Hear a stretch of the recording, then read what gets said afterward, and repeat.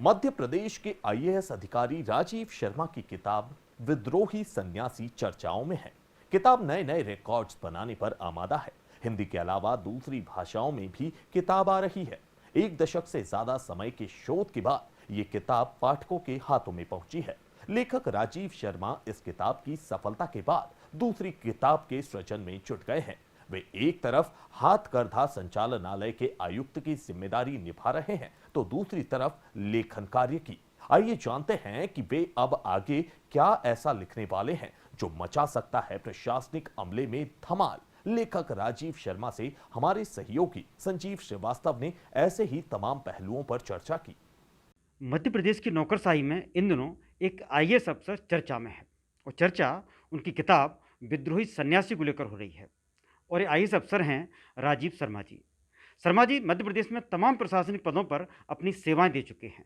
वर्तमान में वो हथकरघा आयुक्त के पद पर कार्यरत हैं। उनका आईएएस से लेकर और लेखक बनने का जो सफ़र है वो कैसा रहा, इस सफ़र के बारे में हम उनसे चर्चा करेंगे और तमाम पहलुओं पर जानने की कोशिश करेंगे। राजीव जी, आपका बहुत बहुत स्वागत है। धन्यवाद संजीव जी। सर, अभी आप एक जाने माने लेखक के तौर पर भी जाने लगे हैं, एक आईएएस अफसर भी हैं आप। दोनों में से आपको कौन सा संबोधन ज़्यादा अच्छा लग रहा है इन दिनों आपको? देखिए, लेखक तो मैं आईएएस बनने के पहले से था। बचपन से कवि हूँ और नौकरी में आने के पहले अखिल भारतीय कवि सम्मेलनों में मंच से कविता पढ़ता था। नौकरी में आए तो नौकरी की मर्यादाओं का पालन करते हुए अब लिखने का अधिकार है तो लिखते हैं, तो दोनों ही मज़ेदार है। लेकिन कविता के तौर पर आपकी जो ख्याति हमने भी देखी है, आप अपनी भावनाओं को उसमें पिरोते रहे हैं। लेकिन विद्रोही सन्यासी के बाद में जो एक ओहदा आपका बढ़ा है लेखक के तौर पर, वो कहीं ना कहीं आपको रोमांचित कर रहा होगा इस वक्त। हाँ, मुझे बहुत खुशी होती है कि मेरे 10 वर्षों की शोध का पूरे भारत में जिस तरह पाठकों ने स्वागत किया।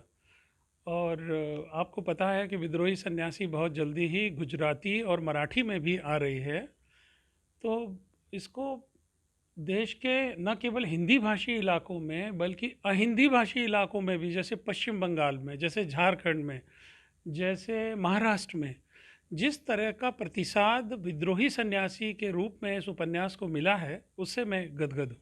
इसमें क्या है सर विद्रोही सन्यासी में? इसको हर उम्र के लोग, हर कोई पढ़ना चाह रहा है, ऐसा क्या है इसमें? असल में जो आदि शंकराचार्य की जो कहानी है वो इतनी रोमांचक है, इतनी रोचक है, इतने बड़े बड़े काम उन्होंने किए जो आज चमत्कार की श्रेणी में हैं। तो मैं इस किताब को, विद्रोही सन्यासी को जो अपार सफलता मिली है कि 60 दिन में प्रकाशक को, प्रभात प्रकाशन दिल्ली को, इसका दूसरा संस्करण छापना पड़ा, तो उसकी वजह यह है कि ये आदि शंकर का ही व्यक्तित्व और कृतित्व है। ये उन्हीं का प्रताप मैं मानता हूँ। क्या इसको आज के रिलीवेंट से भी जोड़ सकते हैं क्या? बिल्कुल, आज के युवाओं को ये किताब विशेषकर पसंद आ रही है और मुझे ये जानकर जब ये पता लगा तो मुझे और अच्छा लगा एक लेखक के तौर पर कि युवा इस किताब को एक दूसरे को गिफ्ट के तौर पर भी दे रहे हैं, उपहार के तौर पर भी विद्रोही सन्यासी को लोग दे रहे हैं। तो ये सब अच्छा लगता है। ये आइडिया आपको कहाँ से आया कि ये वाली किताब लिखी जाए या इस सब्जेक्ट पर अपने जो विचार हैं उनको लिखा जाए? असल में मैं बहुत बचपन से भगवान आदि शंकर की कहानी मैंने पढ़ी थी, तो मेरे मन पर बहुत बचपन से, जब मैं 8-9 साल का था तब से मुझे उनकी कहानी बहुत पसंद थी। मेरे पिताजी ने मुझे उनके ऊपर एक किताब ला के दी थी।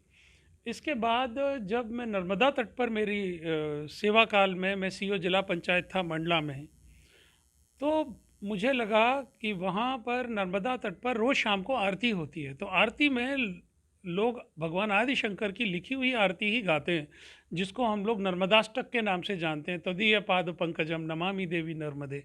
तो ये नमामि देवी नर्मदे सुनते समय एक दिन मुझे अचानक थोड़ा रोमांचित सा अनुभव हुआ कि आज से 1400 वर्ष पहले जिस नर्मदा के तट पर मैं खड़ा हूँ, आरती गा रहा हूँ नमामि देवी नर्मदे, कभी यहाँ भगवान आदिशंकर ने स्वयं खड़े होकर यहाँ ये आरती का गायन किया होगा। तो फिर मुझे लगा कि नहीं, मध्य प्रदेश का भगवान आदिशंकर से ऐसा जुड़ाव है कि मुझे ये कहानी ज़रूर कहनी चाहिए। एक आईएएस ऑफिसर के सामने प्रशासनिक जिम्मेदारियों का बहुत तगड़ा पहाड़ सा होता है। समय उसके लिए इतना भी नहीं होता कि परिवार को भी ठीक तरह से समय दे पाए।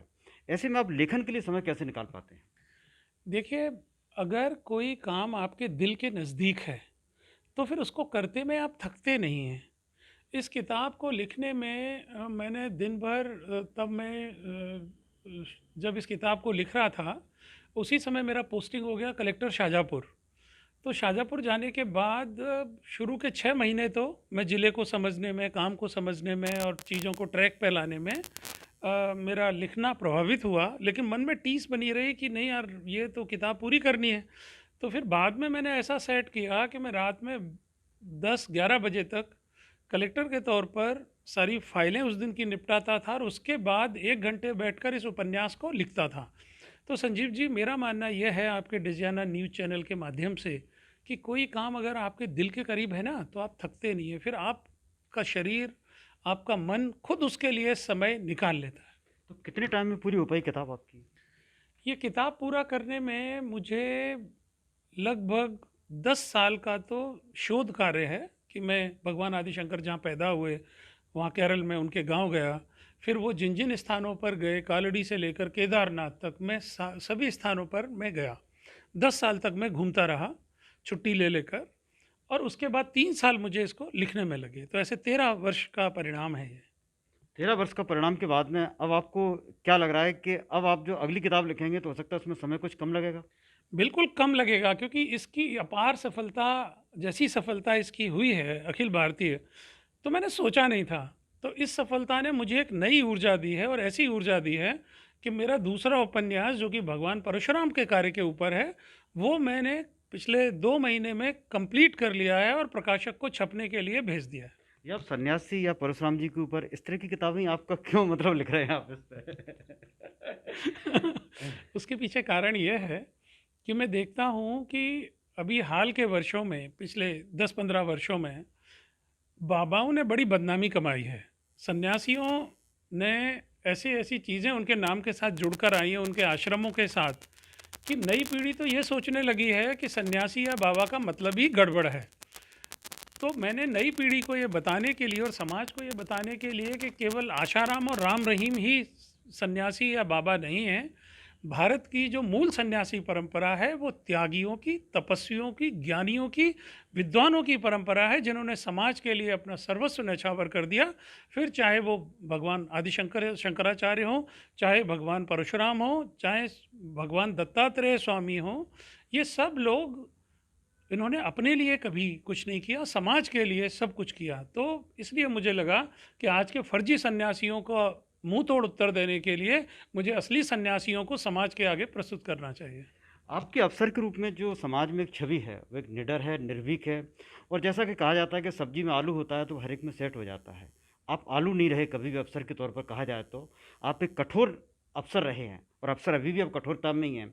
ऐसे में भावनाओं का खेल कहीं कहीं ना कहीं आपको लगता है कि लेखन के लिए, जैसा मेरा भी मानना है कि भावनाएं और तथ्य दोनों का तालमेल जब तक नहीं होगा ना, तब तक वो चीज़ में फ्लेवर नहीं आ पाएगा। ये तालमेल आप कैसे निभाते हैं? देखिए, ये तालमेल तो जीवन का सामान्य क्रम है। जो नारियल बाहर से इतना सख्त होता है, जब आप उसको तोड़ते हैं तो अंदर कितना मुलायम होता है। एक अधिकारी के तौर पर मुझे लगता है कि मेरा ये दायित्व है, और मेरा क्या, हर अधिकारी का दायित्व है कि कठोरता से, दृढ़ता से सही बात को कहे और कानून का पालन करवाए।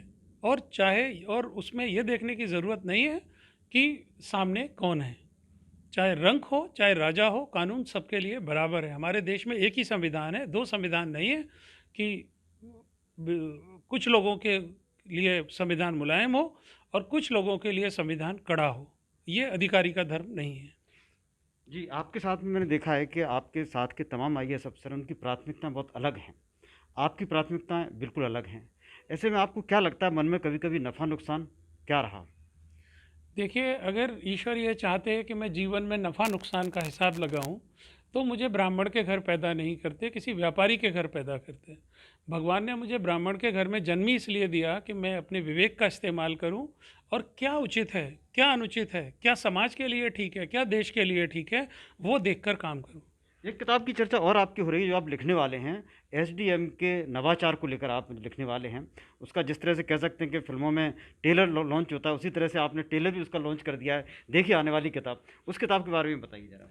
देखिए, ऐसा है कि एसडीएम आम जनता के लिए, SDM is the government on the spot.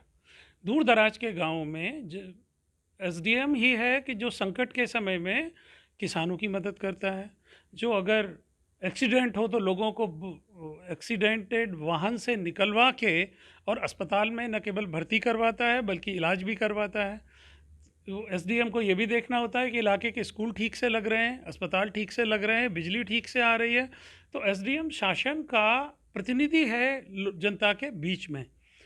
तो मैं चूँकि 10 साल तक लगातार अलग अलग ज़िलों में एसडीएम रहा हूँ, तो मुझे लगा कि मेरे जो अनुभव हैं एसडीएम के तौर पर, अगर वो आज के एसडीएम जानेंगे तो शायद वो अपने काम को ज़्यादा दृढ़ता से और ज़्यादा कुशलता से कर पाएंगे। तो क्या माना जाए, जब आप सेवानिवृत्त होंगे तो लेखन कोई पूरी तरह से जुट जाएंगे, लेखन में जुट जाएंगे क्या? देखिए, एक अधिकारी तो हमेशा लेखन में जुटा होता है। फ़र्क ये पड़ता है कभी फाइल पे लिख रहा होता है और कभी अपने डायरी में लिख रहा होता है। तो लेखक तो होते ही हैं। और सेवानिवृत्ति के बाद मैं क्या करूँगा, ये तो विधाता तय करेगा, मैं नहीं, कैसे लेकिन तय अगर कर। सेवानिवृत्ति के बाद में जो किताब आएगी, मुझे लगता है वो ज़्यादा चर्चित होगी। हाँ, मैं समझ रहा हूँ आपका इशारा किस तरफ है। देखिए, मैं समझता हूँ कि ज़रूर आपकी और आपके साथ हज़ारों पाठकों की ये इच्छा ज़रूर पूरी होगी कि शासन और प्रशासन की बहुत सी ऐसी चीज़ें जो अभी नौकरी की मर्यादा में लिखना संभव नहीं है, तो मैं समझता हूँ कि ज़रूर वो समाज के सामने आएगी एक दिन। सर, आपका बहुत बहुत धन्यवाद और डिजाइन न्यूज़ की तरफ से भी आपको बहुत बहुत शुभकामनाएं। तो ये थे राजीव शर्मा जी, जो बता रहे थे अपनी किताबों के बारे में, लेकिन असली किताब तो आना अभी बाकी है। कैमरामैन उमाकांत व्यास के साथ संजीव श्रीवास्तव, डिजाना न्यूज़, भोपाल।